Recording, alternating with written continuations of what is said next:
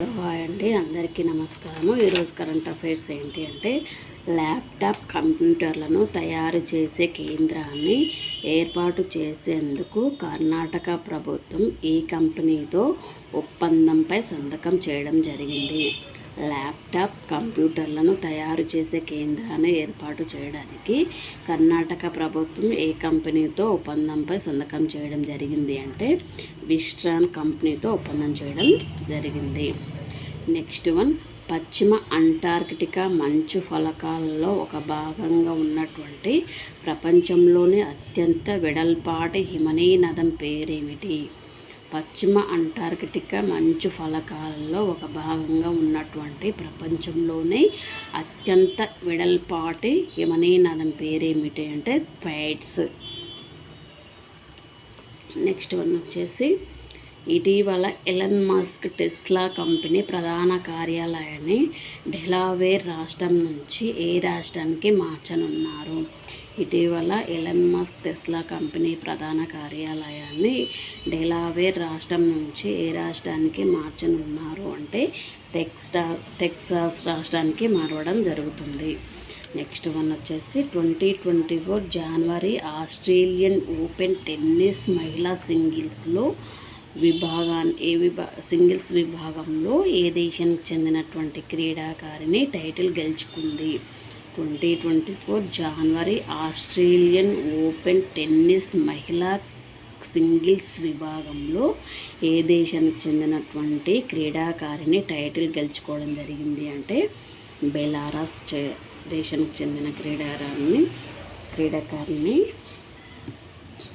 Title గెలుచుకోవడం జరిగింది.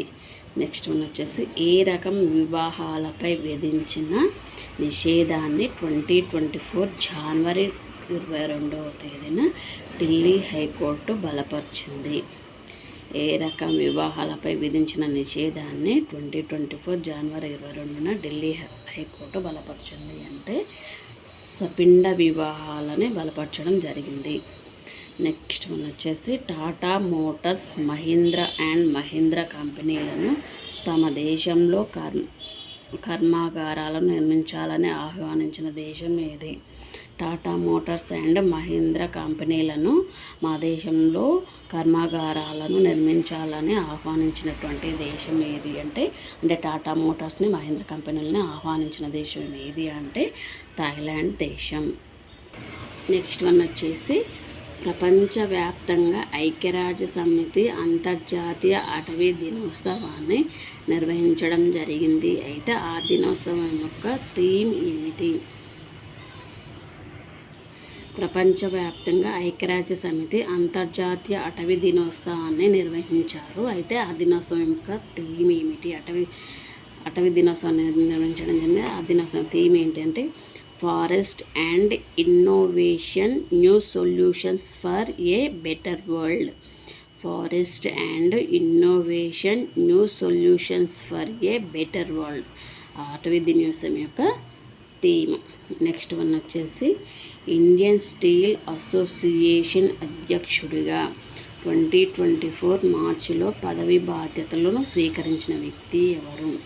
Indian steel association అధ్యక్షుడిగా 2024 మార్చిలో పదవి బాధ్యతలు స్వీకరించినటువంటి వ్యక్తి ఎవరు అంటే నవీన్ జిందాల్ గారు బాధ్యతలు తీసుకోవడం జరిగింది. నెక్స్ట్ వన్ వచ్చేసి, press information bureau and central bureau of కమ్యూనికేషన్కు ఏపీ రీజియన్ అదనపు డైరెక్టర్ జనరల్గా ఎవరు నియమితులయ్యారు అంటే రాజేందర్ చౌదరి గారు నియమించడం జరిగింది. నెక్స్ట్ వన్, దాతృత్వ రంగంలో అత్యున్నత సేవలు అందించినందుకు గాను పివి నరసింహారావు స్మారక అవార్డును 2024 మార్చిలో ఎవరికి బహుకరించారు?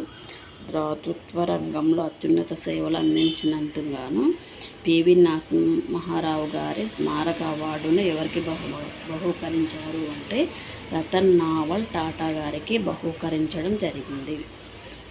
నెక్స్ట్ వన్ వచ్చేసి, అంతర్జాతీయ టెలికమ్యూనికేషన్ యూనియన్కు చెందినటువంటి డిజిటల్ ఆవిష్కరణల బోర్డు ఉపాధ్యక్షుడిగా 2024 మార్చిలో ఎన్నికైనటువంటి భారతీయుడు ఎవరు? అంతర్జాతీయ టెలికమ్యూనికేషన్ యూనియన్కు చెందినటువంటి డిజిటల్ ఆవిష్కరణల బోర్డు ఉపాధ్యక్షుడిగా ఎవరు ఎన్నికైనటువంటి భారతీయుడు ఎవరు అంటే నీరజ్ మిట్టల్ గారు. ఇదండి ఈరోజు కరెంట్ అఫైర్స్. ప్లీజ్ లైక్ చేయండి. మీరు లైక్ ఇవ్వడం వల్ల వీడియో అనేది మరికొంతమందికి రీచ్ అయ్యే అవకాశం ఉంటుంది కాబట్టి ప్లీజ్ లైక్ చేయండి. ఛానల్ని సబ్స్క్రైబ్ చేసుకోండి. Please thank you all of.